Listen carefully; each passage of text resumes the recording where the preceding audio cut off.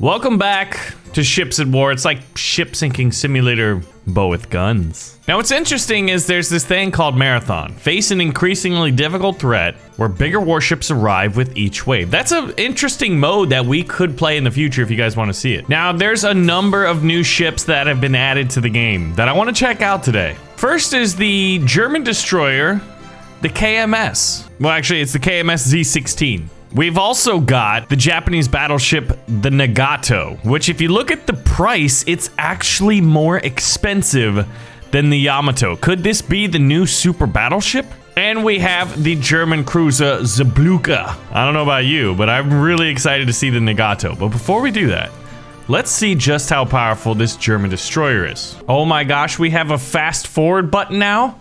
And a pause time. This is fantastic. It allows us basically to just pause and be able to look at anything and everything in detail, zooming in without fear of reprisal. Now, what I normally do is just fight a Liberty ship because it only has anti-aircraft defenses and nothing else. But this thing looks pretty sweet. It actually has a turret in the rear which can fire forward, which is sort of new. It looks like we've got twin torpedoes and... what? All of it fires on one thing? Hold on a second, that doesn't make any sense. Okay, that appears to be a little bit of an issue, doesn't it? Okay, well, let's move forward so that we can at least use our torpedoes, and let's try out this new fast forward. How much quicker can we get up and moving to speed so that we can close the distance, at least in a reasonable time as a spectator, to see these torpedoes fire? Unfortunately, everything is in the same fire group, which seems like a little bit of an oversight to me. Regardless, I love the fact that every time there's an update, or almost every time, we get new ships. So we've been getting some critical hits here. Now there's no magazine shots to speak of because there's no magazines. If there's no guns, there's no real magazines. And it looks like we've put a pretty big hole amidships, and you can see that water is filling in right here. And it's definitely sinking. This puppy is going down. Was that like a little alarm? Look at this. We get a gold star. The enemy fought honorably, or well, really not at all. But we have won. So how would the Z16 do against, say, like a Fletcher class destroyer? Let's find out. So it's got a value of $133,000 versus a Fletcher, which is $137,000. This is gonna be an interesting battle. So first things first, get going. Control group 0, which apparently is the derp. Honestly, it looks like the enemy is doing the same thing. There must have been some kind of an update here, and it looks like the Fletcher's also kind of like set up this way. Man, they are moving fast. We're not even at 2x speed, we're at normal speed. If we were to pause it, both of us are moving incredibly fast. We had an explosion near one of our boilers, it looks like. I'm not sure if that was a critical hit or not, but holy crap. Oh god, that torpedo was kind of terrifying. All right, torpedoes in the water, torpedoes in the water. We should have them now? No, I guess I can fire them. Why are we slowing down? We haven't reached our destination, but I think, okay, now it's time to fire torpedoes. Oh, they just exploded. They hit each other. Torpedoes need a major rework, I think. Oh god. Oh man, that was bad. Okay. And honestly, it feels like it's... What is happening right here? I'm pausing it. It's not pausing. Guys, we got problems. Alright, stop. There we go. Twin torpedo hits. The ship is sinking. Our ship is sinking. They fortunately sank faster. Guys, I think we've got... it's the question. Is it a bug or is it a feature? But we were able to sink the enemy Fletcher, although unfortunately if you're on this ship, you're also going down. Maybe we need a few lifeboats or something. That would be kind of cool to see lifeboats take off. I'm getting critical hits. Can I fire torpedoes downwards? There we go. I was actually able to do that. Look guys, I'm a U-boat now. Das U-boat. So we've seen the German destroyer. It's pretty good. But there's a new battleship in town, and it is the Nagato. It has a little bit less offensive power, it appears, than the Yamato. But I think we've got to just like see this beast. Now we're gonna go against target practice, aka the Liberty ship. All right, so quick look. Twin 18-inch batteries. We have no secondary guns to speak of.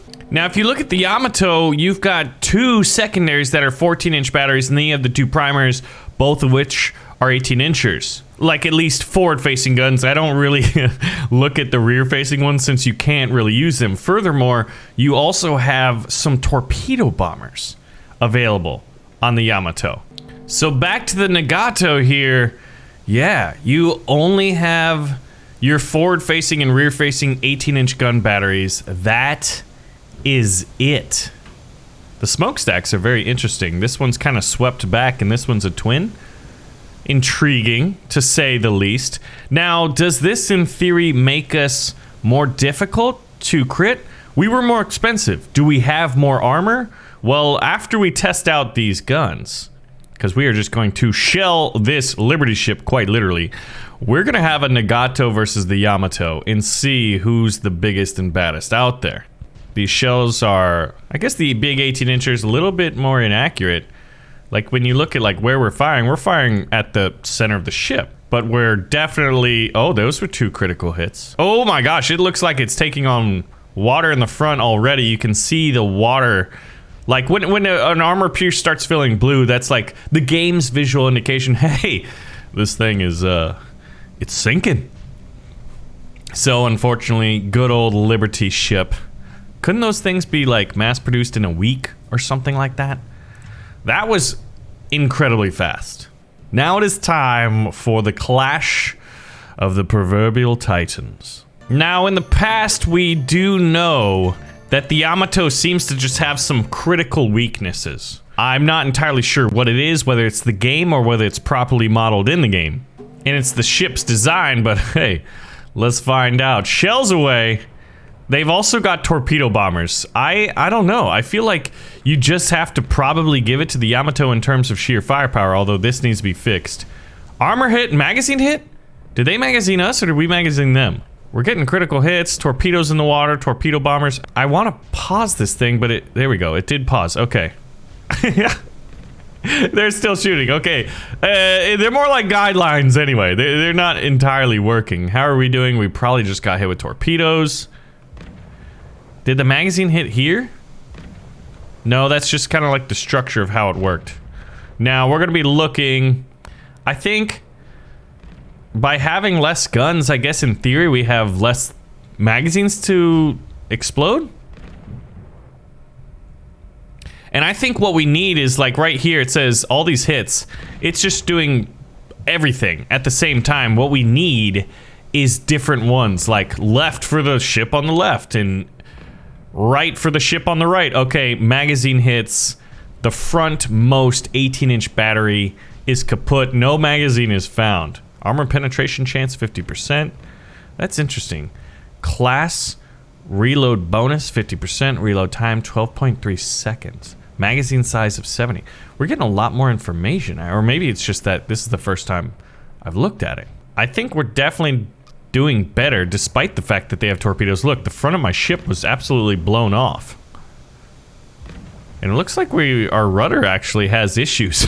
But they're not penetrating us, and we're definitely doing more against them. You can see flooding right here.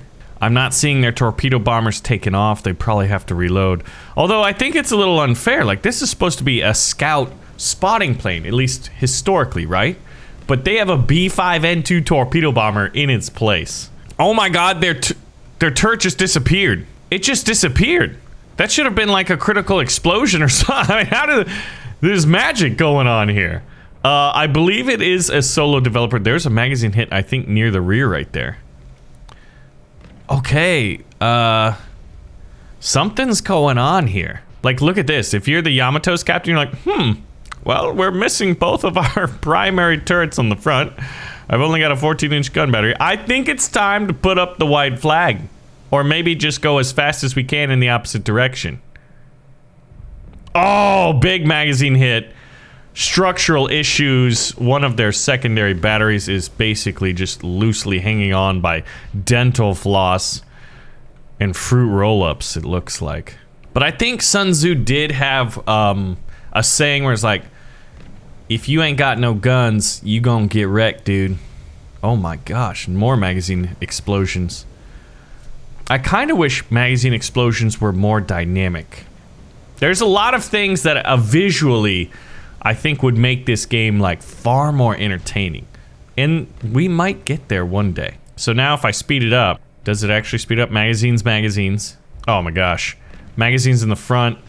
Yeah, see, like those have to be creating giant holes where water needs to start spilling in, right? But the flooding looks pretty negligible, it seems. Like this area is red to slowly pink. I guess it is filling in. I think the way they visually depict the flooding is what could really work. Look at that turret. That turret's gone. And now it just disappears, yeah. Some of the ship is like holding on. Oh, that was massive. That was also massive. Do we want to aim a little bit different? Yeah, let's aim a little bit more rear. And if you saw like little people scrambling around, lifeboats kicking off, fires. Like there's flooding, but fires were another big issue on ships. And if I remember correctly, some of the carrier battles between the Americans and Japanese, the Japanese didn't have as good fire prevention systems or fire, like dealing with fire. Fire response was, well, not as good. Oh, we just destroyed that torpedo bomber that was on the deck. The ship just folded. Let's actually just like fire somewhere else and just watch the chaos as it folds in on itself. So we can X that out. Oh man, that structure just deteriorated. This is the part where like you get to see the Titanic scene, you know, where it's like the ship just breaks apart and falls into the abyss. Davy Jones is happy because, well, you know what, buddy? We just got you a new toy to play with. It's the Yamato. It's just broken in half. And I'm pretty sure I fired. Okay, good. We're firing there. Look at that. We made a Yamato sandwich. Okay. So if you go to fight, there's Marathon. What kind of ship would I want to take into this? The Atlanta's a pretty decent cruiser, right? Lots of guns. So we're going to be experimenting with this. Oh, it looks like we're fighting the German cruiser. I mean, the German destroyer, the Z-16, which is brand spanking new. Torpedoes in the water, but they both just detonated on each other. I mean, our guns are going to be wildly powerful. Rapid depth charges. I want to see this.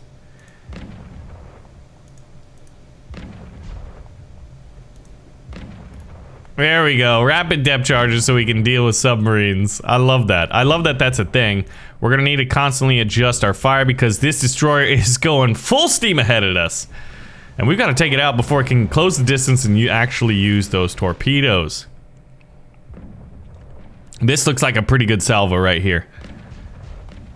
Got some critical hits. It's riding a little low, but I think that it's... Oh my gosh, those were magazine hits. It's riding low in the back, and we just hit magazines, which may have compromised the structural integrity there. So hopefully it'll start filling up more. Really, we've got this thing in the bag unless they're able to close the distance and fire a lot of torpedoes. But all of our ships are hitting... Oh, never mind. We got some really good ones amidships right there. And this thing should be slowing down, actually. I wonder if their steam engines and boilers flood. Definitely got flooding. You can see flooding actually in the turret. Oh, that's underwater. Those guys are going to need some snorkeling equipment. Maybe even scuba equipment. This thing is dead in the water. And we are going to make that literal. So this is kind of cool, though. Like, you get to try, like... to just, what, fight as long as possible against ever-increasing difficulties of waves? You guys want to see this in, like, an upcoming video for Ships at War? I mean, this thing is turning into a U-boat right now. Before our very eyes. Big flooding, not enough bilge pumps. I mean, we've got flooding amidships right here. Some of the sections that are supposed to be above the water are showing that, well, they're slowly going under. Oh, and you can hear some sound effects. It sounded like bubbling or like metal creaking underwater. The sound effects are getting significantly better. This thing's going down. Like, this is when you have to sound the abandoned ship order, right? The battle would have been ended a while ago once you criticalized it, once you critically hit it. Once you critize an Sun Tzu, as Sun Tzu said, once you criticize an enemy ship, it's gonna have bad time. So it looks like we're just going up against the Germans here. Whoa, why? Oh my god. Cause so this is the German cruiser, the Kulna. One forward-facing battery, that's it. Well, I think this is gonna be a lot of fun for a game mode, and it looks like we take our damage with us from the last one. Unfortunately, there's no, like, in-between waves being able to repair, at least not yet, but I think that's definitely how the game could go. This guy doesn't seem like he's ideally armed to be able to deal with us. So anyway, guys, thank you for watching another episode of Ships at War. A lot is being done, but I think a lot still needs to be done, but I am just a huge fan of this game. So let me know if you guys do want to see more, and I'll see you in the next one. Thanks for watching.